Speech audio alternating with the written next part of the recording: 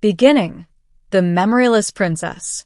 My name is Aaron Kale, ex-space pilot turned reluctant diplomat. And I had just returned from the edge of the Corthian Nebula with the worst news I could imagine. The Princess of Zyra Prime, the woman I had pledged my life to, had lost every memory of me, of our life together, of the vows we shared. Her name was Lyra, though she didn't remember it. She didn't even recognize the palace corridors, the gardens we once walked through, or the chamber where we had spent countless nights planning peace treaties between our worlds. When I arrived, her gaze met mine, not with recognition, but with polite curiosity. The court physicians and xenoneurologists had tried everything. They called it total amnesia, no recollection of past relationships, personal history, or even the love she once held in her heart. And yet, something lingered. Something intangible. A spark in her eyes, faint as the first light of dawn, that seemed to recognize me in a way she could not explain. I took a slow step forward. "Lyra," I whispered, my voice trembling despite my training. I'm Aaron Kale. I'm your husband." Her eyes widened. Something shifted, a flicker, like a candle struggling against a breeze. She blinked, confused, but there was a softness there. I swallowed hard. I had no idea if this would work, or if the love we once shared had vanished like stardust in a cosmic wind. But I had to try. The first day of recollection. They placed me beside her at the palace breakfast hall, trying to create a sense of normalcy. "Sit," I said softly, as she studied the unfamiliar silverware and dishes with polite curiosity. "I don't know what to do," she murmured, her words hesitant, her voice unfamiliar to my ears. "Just eat," I said, attempting calm. "We'll take it slowly. I'm here." Slowly, over the course of the day, I tried to rebuild the bridge between us. Stories, gentle jokes, observations about her favorite garden flowers, things she had loved before, songs, dances, flavors, even the tiny trinkets she always kept in her chambers. She didn't remember them, not one. Yet something strange happened whenever I spoke of us. A warmth, a fleeting flash of emotion, would cross her face. She wouldn't know why, but it was there. Something beyond logic, beyond memory. A feeling. I realized then that love was more than memories. Sometimes it was something innate, woven into the soul itself, waiting for the right key to unlock it. And I intended to be that key, the test of trust. By evening, I persuaded her to take a walk through the palace gardens. The sun dipped low, painting the crystalline fountains and floating flora with gold and violet hues. "Aaron, why am I here with you?" she asked, her voice cautious, her fingers brushing the hem of her robe. "Because you are my wife," I said, smiling gently. "And I will remind you who you are." She stopped. "My wife." "Yes," I whispered, taking her hands in mine. "We promised each other the stars and beyond. I kept my promise, and I will keep it until you remember or until I die trying." Her eyes shimmered, uncomprehending, yet something resonated. "What if I never remember?" she asked. Her lips trembled. "What if I never feel anything for you again?" "Then I will still love you," I said, my voice steady despite the ache in my chest. Because love is not only what we remember, it's what we choose every single day. The words lingered between us like a soft hum of energy, vibrating through the gardens, through the palace, through the core of her being. She did not speak, but she let me hold her hand.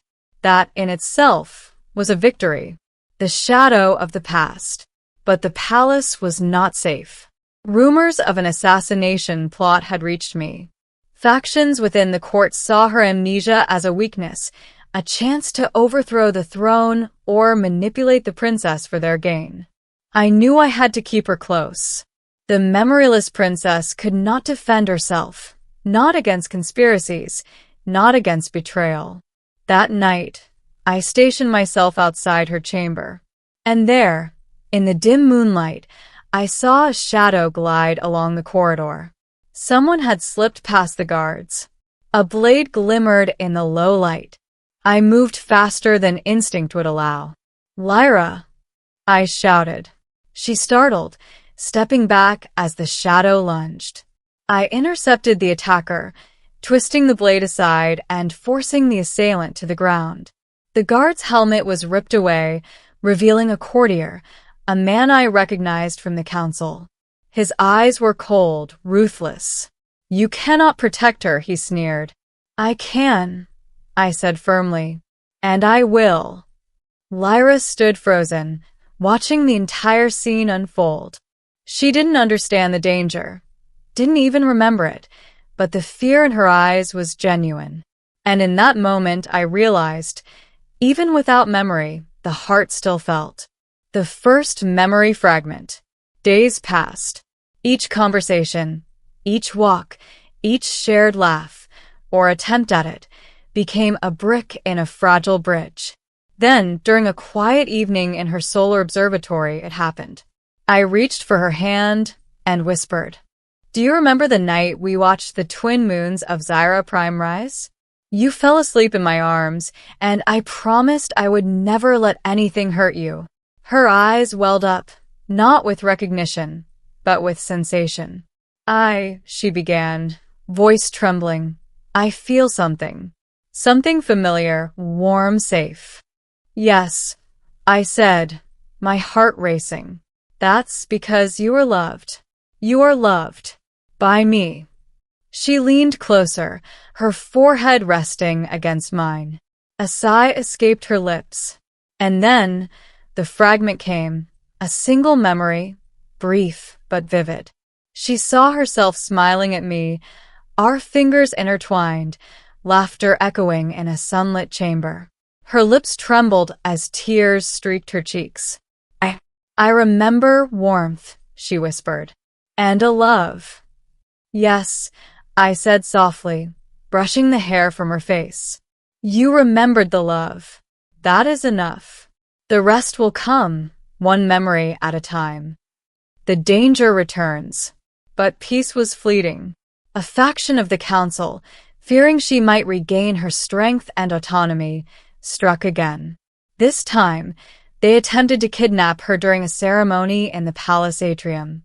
I intercepted them, but they outnumbered me. Lyra froze. Her amnesia robbed her of courage, but not instinct. In a moment of clarity, she grabbed a ceremonial dagger, not knowing why, and stood beside me.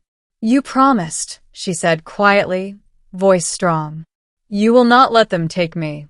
I stared at her in awe. She didn't remember me, but she remembered the feeling of safety and protection I offered her. It was the spark of our love, pure, undeniable, innate. Together we fought, not as master and servant, not as protector and protected, but as equals, as partners. By the time the attackers fled, Lyra's hands were trembling, her breath shallow, but her eyes glowed with determination. I realized then, memory was secondary. The heart never forgets what the soul remembers. The moment of truth. That night, I led Lyra back to the palace gardens, now bathed in starlight. The twin moons reflected off the crystalline fountains, a mirror to our past and the life we would reclaim. "Lyra," I said softly, kneeling before her, "you have forgotten so much, but there is one thing I know is true. We belong together. Not because of memories, not because of duty, but because of the love that never left your heart." Her lips trembled. "Erin, I don't know if I'll remember you fully." I took a deep breath. The moment I had feared and hoped for had arrived. "That's okay," I whispered. "You don't need to remember everything. You only need to feel it." I lifted her hands to my chest, letting her feel my heartbeat. "I'm your husband, I said, my voice steady, unwavering. And I will love you, guide you, and protect you, whether you remember or not. Her eyes shimmered. She blinked, long and deliberate. Then, slowly, a smile spread across her face.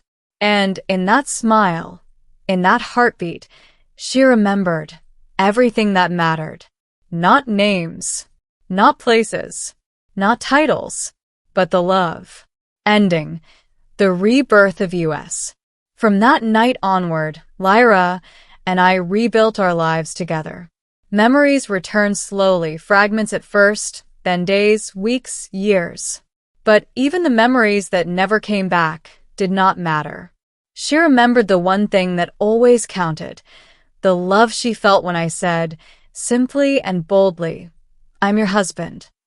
And I remembered my vow, to help her heal, to love her endlessly, and to never let the world take that love from us again.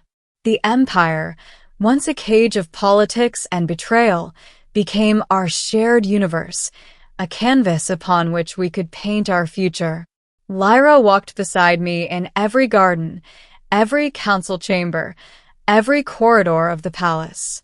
Not as a lost princess, but as my wife, my equal, my partner in everything. Even when the stars beyond Zyra Prime called us to explore, to fight for justice, or to protect the innocent, we did so together. Side by side, hand in hand, hearts entwined, never broken again. And I realized something crucial. Love is stronger than memory, stronger than fear, stronger than betrayal, stronger even than time itself. Because even when all else fades, love remains. And that night, when I whispered, I'm your husband, she remembered it, and that was enough.